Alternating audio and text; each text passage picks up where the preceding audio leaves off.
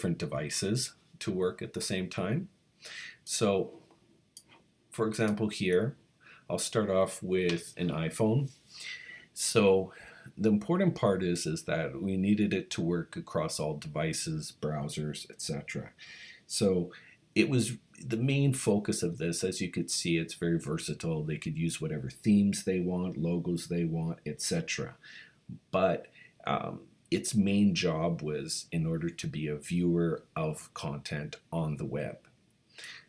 In order to do that, it had to work, and therefore it's versatile.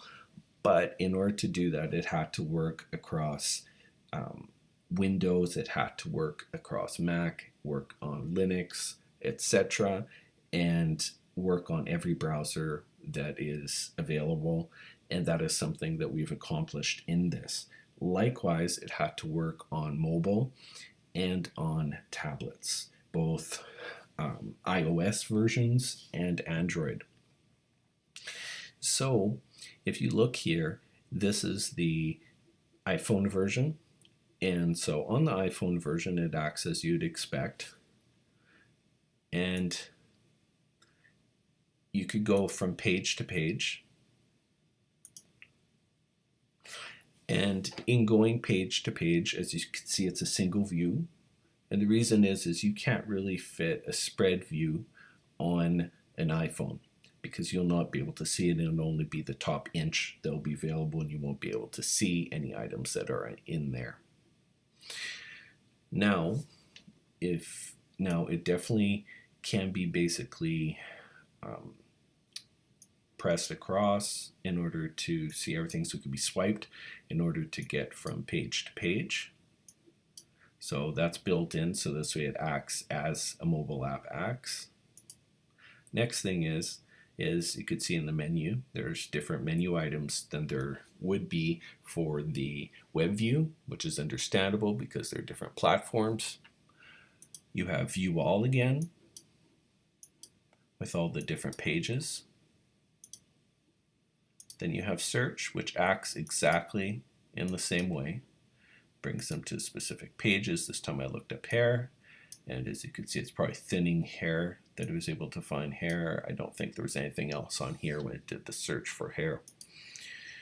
Then the next thing, you're able to share, of course, and so it brings up the same menu with the ability to share, and you could click on any one of those and it will bring up something to share. You could download it onto your phone and then look at it on your saved items within iOS. Likewise, what you could do, and just give me a moment here, please, is you could change the view. So you could change this way it's landscape. Now, as you know, you could switch your phone from portrait, so that's where it's long, upwards, to portrait, where it's horizontal, long. And then again, within there, it has the same type of menus, except you're able to look at it at a longer view, and it adapts to the size that it has. So it works with all iOS devices depending upon the size of the device. When iPhone X comes out, there will be changes made in order to accommodate that specific device in order to make the viewer work for that. Now, the next thing is that it likewise works for tablet. So I'll show you the tablet view. Now, as you could see, the tablet view is quite different. And the reason it's different is because you have more viewing space in this one. Again, it's long horizontally, and so that's that specific view. And in this case, it's restored again that you have both the spread and you have the single. So if you go to the spread, then you're able to see spread, and then you're able to see single, spread in this case. If you want to see view all, then you could see view all. And if you want to search, you could search.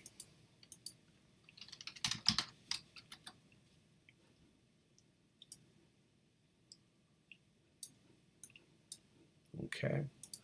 And then it has many of the same features here. Likewise, you could turn it, Give me one moment, please. There. So it has the same exact views. Now, this also works on Android, and both on tablet and on mobile, of course.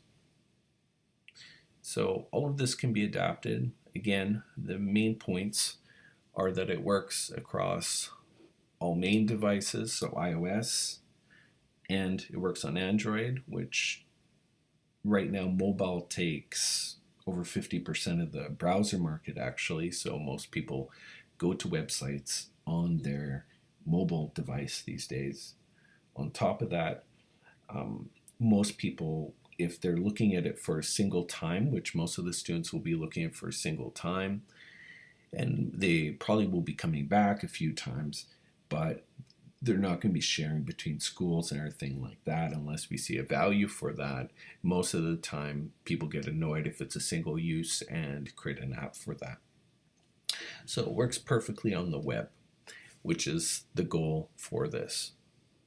And as you could see, it has all the necessary features, being that you're able to share links, you're able to share definitions of things. Now, what we would want to add in the case of a yearbook is the ability to click on a student and then put comments for that student. Now, as to exactly how that works up in the pop-up, I'm not too sure at this point in time. That's something that will have to be decided upon. So when this comes up, it would have the ability to put, it'd have the student here, they'd be able to put in comments about that. You'd be able to see comments, like comments, etc. And those could be moderated by the school perhaps, or someone else, I'm not too sure. And so those are the main features within this. Now the other thing is that the school has to have the ability to create the catalog.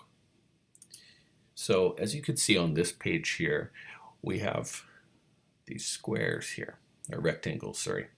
And so in here, they could basically choose where it is that they want to put the items and make sure and basically proof whether or not they put the items and the links properly. So in this case, what would happen with this is they would choose the rectangle, make a rectangle over the area that they're interested in. So say, for example, that student's head or their profile. And then what they'd be able to do is enter in the information for that student. And then that would help with the search. So the person would be able to search for it because it would be linked to that page, etc. So those are the main things. So ability for the school to create the item, ability for the school, the specific yearbook, the ability for the school to edit specific pages and links within it, ability for students to have internal links, ability for students to put comments on specific other students and for that to be moderated, and in order to create a system for that. It working across all devices, both mobile and desktop devices, and tablets. And that's about it. So those are the main features, and I hope that's helpful.